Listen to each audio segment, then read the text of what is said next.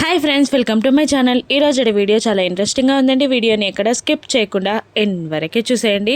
మనీషా దేవయానిని లక్ష్మి ఎలా ఏడుస్తుందో చూడాలనుంది, ఒక్కసారి తీసుకురండి ఆంటీ అని అంటుండగా పాముని బుసలు కొట్టేలా చేసి కాటు వేయించుకోవడం అవసరమా?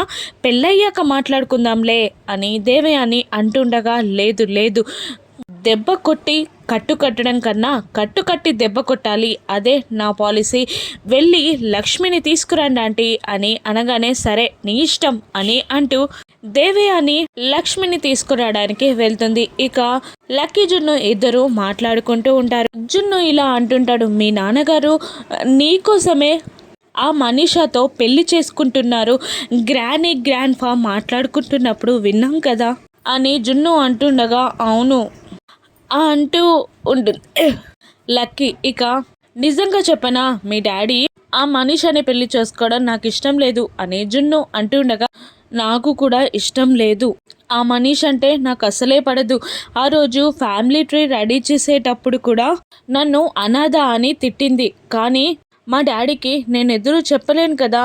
నాకు మనీషా లాంటి అమ్మ వద్దు, అమ్మ లాంటి అమ్మ కావాలి. మీ అమ్మ నిన్ను ఎంత బాగా చూసుకుంటుంది కదా, నాకు కూడా అటువంటి అమ్మే కావాలి అని లక్కీ అంటుండగా మా అమ్మ లాంటి అమ్మనా అని జున్ను షాక్ అవుతూ ఉంటాడు. అవును, నిజంగా నాకు ఆ మనీషా అమ్మ వద్దు, ఎలాగైనా ఈ పెళ్ళిని ఆపాలి అని అంటూ ఉంటుంది లక్కీ. ఇక జున్ను సరే దేవుణ్ణి వేడుకుందాం, దేవుడు పెళ్ళాపుతాడు అని జున్ను అంటూ ఉండగా అవునా, దేవుణ్ణి వేడుకుంటే పెళ్ళి నిజంగా ఆపేస్తాడా అని లక్కీ అడుగుతుండగా అవును, పిల్లలు దేవుళ్ళతో సమానం అంటారు కాబట్టి మనం గట్టిగా వేడుకుంటే ఖచ్చితంగా ఆగిపోతుంది అని జున్ను అనగానే ఇద్దరు దేవునికి దండం పెట్టడానికి రెండు చేతులు జోడించి దేవుడా ఈ పెళ్ళిని ఆపేయ్ అని వేడుకుంటారు. ఇక దేవయాని లక్ష్మి కోసం వచ్చి మనీషా నిన్ను రమ్మంటుంది అని అంటుండగా ఎందుకు అని అరవింద అడుగుతుంటుంది. నాకు తెలియదక్క అని దేవయాని సమాధానం ఇస్తుండగా నీకు తెలియంది ఏదీ ఉండదు, నువ్వే నిలబడి ఈ పెళ్లి జరిపిస్తున్నావని నాకు తెలుసు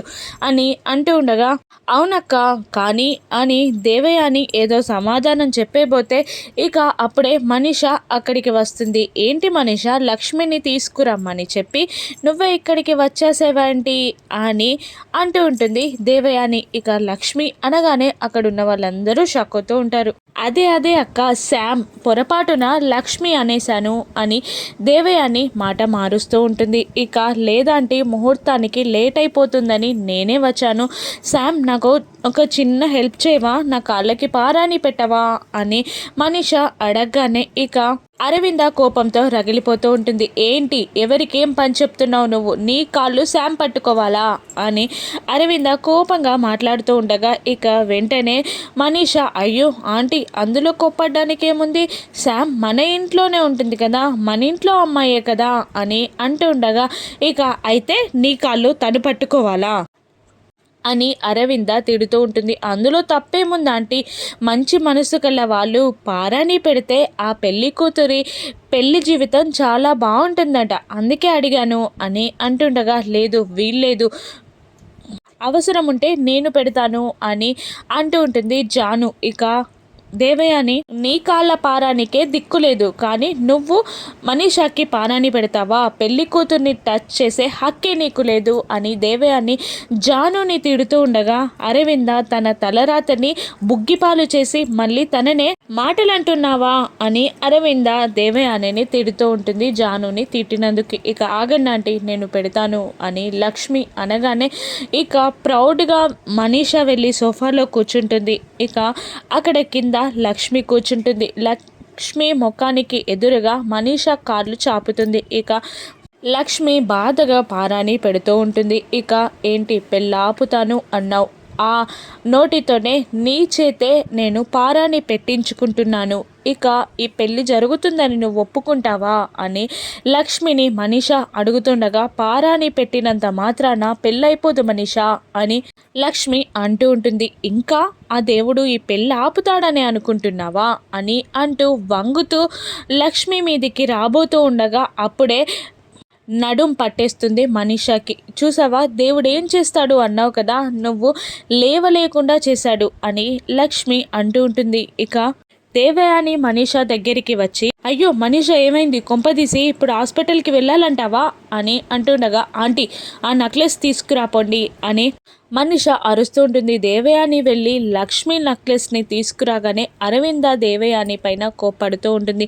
అది లక్ష్మి నెక్లెస్, నువ్వెందుకు తీసుకున్నావు అని అంటూ ఉండగా, ఇక మనీష లక్ష్మి ప్లేస్లోకే నేను రాబోతున్నాను, లక్ష్మి నెక్లెస్ నాకు రాదా ఆంటీ అని అంటుండగా, అక్క ఒకప్పుడు ఈ నెక్లెస్ నాకు చెందకుండా నువ్వు లాక్కున్నావు, మనీషా మెడలో వేయకుండా లక్ష్మి మెడలో వేశావు, ఇప్పుడు ఎవరికి చెందాలో వాళ్ళకి చెందుతుంది అని దేవయాని అంటూ ఉంటుంది. ఇక మనీష ఆ వంశ పారపర్యంగా వస్తున్న నెక్లెస్ని తీసి, లక్ష్మి నువ్వే నా మెడలో వేయాలి అని అంటూ లక్ష్మి చేతికి ఇవ్వగానే లక్ష్మి ఆ నెక్లెస్ని మనీషా మెడకి ఉరితాడులా బిగించేస్తుంది. ఇక నువ్వు నాకు నెక్లెస్ వేస్తున్నావా, ఉరితాడు వేస్తున్నావా అని మనీషా గింజుకుంటూ ఉండగా, ఇక లక్ష్మి, అయ్యో మనీషా ఇది నీకు సూట్ అవ్వదనుకుంటా, నీ మెడకి చాలా టైట్ అయిపోయింది అని అంటూ ఉంటుంది శామ్. అదే లక్ష్మి, ఇక ఏంటి నాటకాలు ఆడుతున్నావా అని మనీషా అంటూ ఉండగా, ఇక అరవింద కూడా,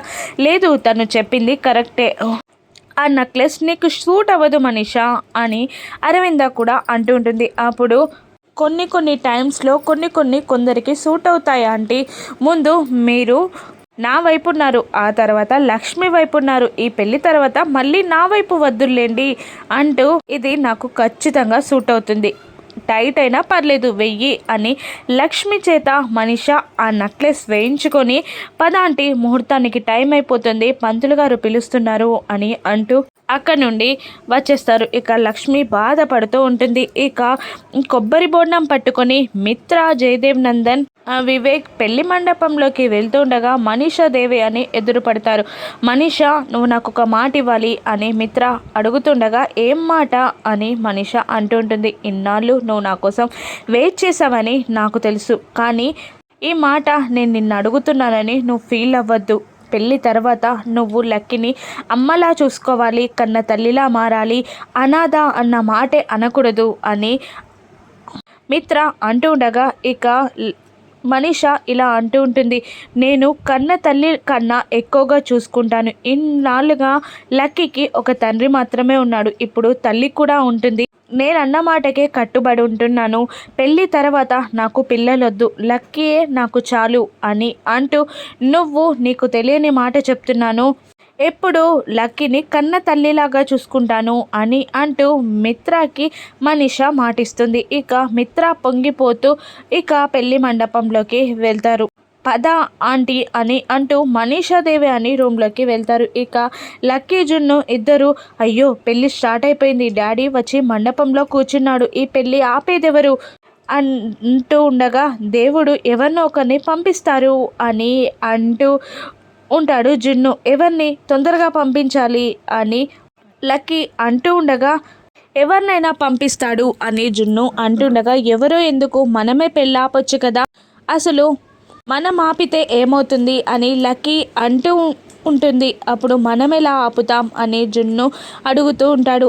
అప్పుడు డాడీ అమ్మ కోసమే కదా పెళ్లి చేసుకుంటున్నాడు, మా అమ్మని తీసుకొస్తే సరిపోతుంది కదా అని అంటూ ఉంటుంది లక్కీ. మీ అమ్మ నీకు ఎలా తెలుస్తుంది, నీకు తెలియదు కదా, అమ్మ ఆ రోజు ఫ్యామిలీ ట్రీ రోజు కూడా మీ డాడీ నిన్ను తిట్టారే తప్ప మీ అమ్మ వివరాలు చెప్పలేదు కదా, మీ అమ్మని ఎలా తీసుకొద్దాం అని జున్ను అడుగుతూ ఉంటాడు. ఇక లక్కీ ఏ విధంగా లక్ష్మి తన కన్న తల్లి అని తెలుసుకుంటుంది.